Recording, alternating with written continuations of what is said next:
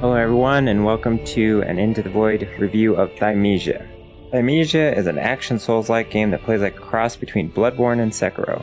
You play as Corvus in a kingdom where a plague has spread, turning people into mutant monsters.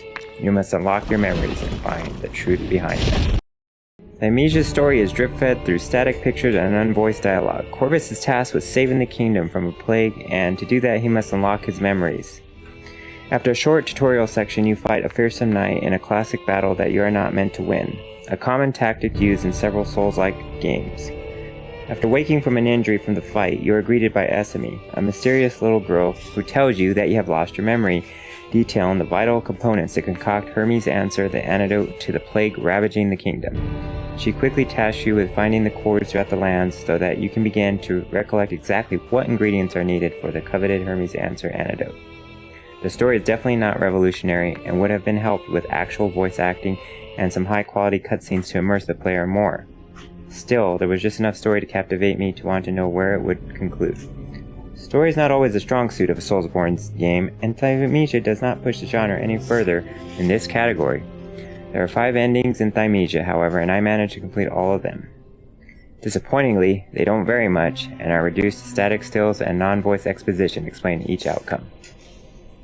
Thymesia's gameplay is fast and fluid and consists of quick deflections, dodging, and quick attacks. You have a health meter and energy meter. You use your energy meter to do special attacks tied to whatever plague weapon you have equipped. You can acquire many plague weapons throughout your playthrough of Thymesia. These plague weapons, in turn, you can level up by defeating enemies who use these same weapons. The thing that sets Thymesia apart from other Souls-like games is that you can steal enemies' weapons by charging up your claw attack and then unleashing it. Thymesia is also different than other Souls-like in that you must wound your enemies with your saber attack and then use your claw ability to lower their health, otherwise they can recover from their wounds if you don't use your claw ability. In addition to claw and saber attacks, you have a feather attack you can use to interrupt enemies' critical attacks. This requires you to approach combat at a quicker tempo while still using deflect and dodge, and then unleashing a power attack. Perfecting this strategy is key to besting many of the elite enemies and bosses scattered throughout Thymesia's levels. Speaking of levels, there are basically only 3 of them, with 2 to 3 sub-levels or quests within the main levels. The level design is reminiscent of Dark Souls in that you are always unlocking doors that make beelining to a beacon, this game's version of Dark Souls bonfires, easier. At these beacons, you can spend your memories to level up, use skill shards to level up your plague weapons, or upgrade your potions.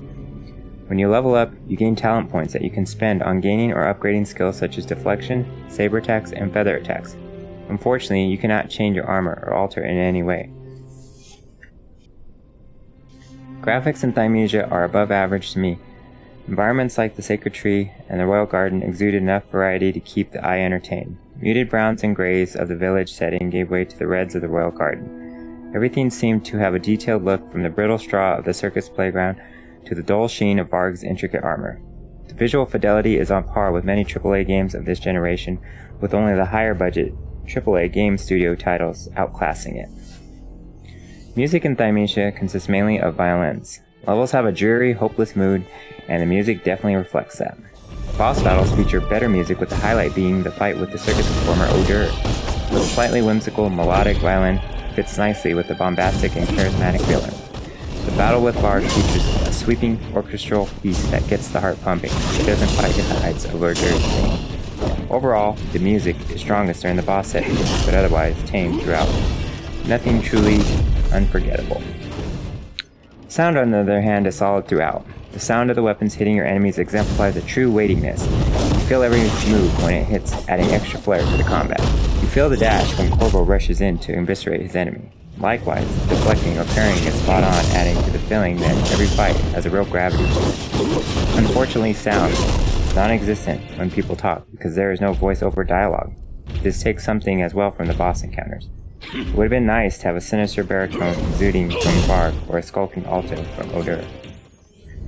Even with a lack of voiceover and quality cutscenes, I still enjoyed and was captivated by the engaging combat of Thymesia. There was enough story to keep me enthralled to the very end. Of course, the intricacy and variety to the action helped keep me captivated.